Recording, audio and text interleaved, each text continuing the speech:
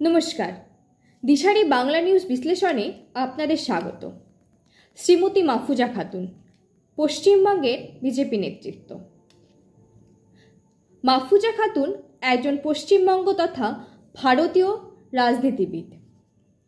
2017 সাল থেকে পশ্চিমবঙ্গের ভারতীয় জনতা পার্টির সহসভাপতি।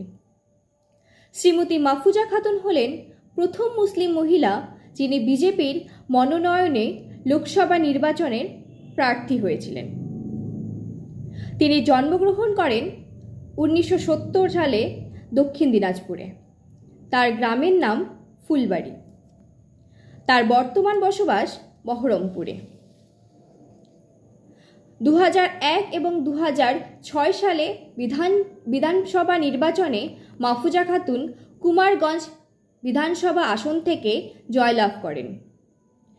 তখন তিনি বামপন্থী আদর্শে বিশ্বাসী ছিলেন। তারপর তিনি বামপন্থী আদর্শ থেকে বিজেপিতে যোগদান করেন।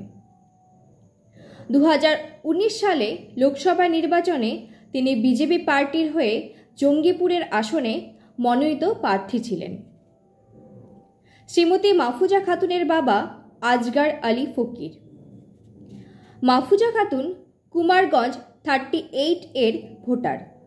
তার ক্রমিক সংখ্যা 907।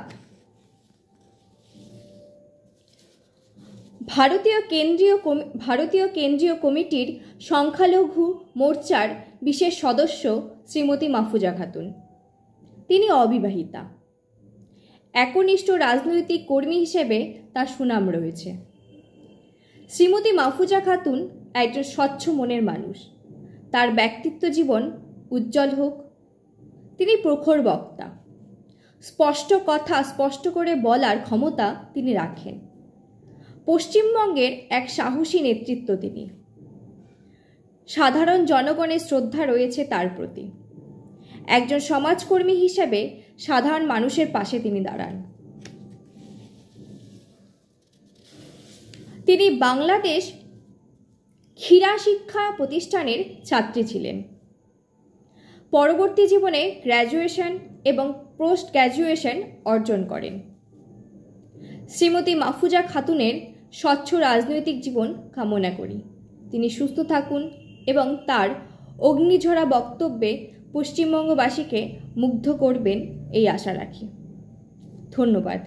Please share and subscribe my channel. Thank you.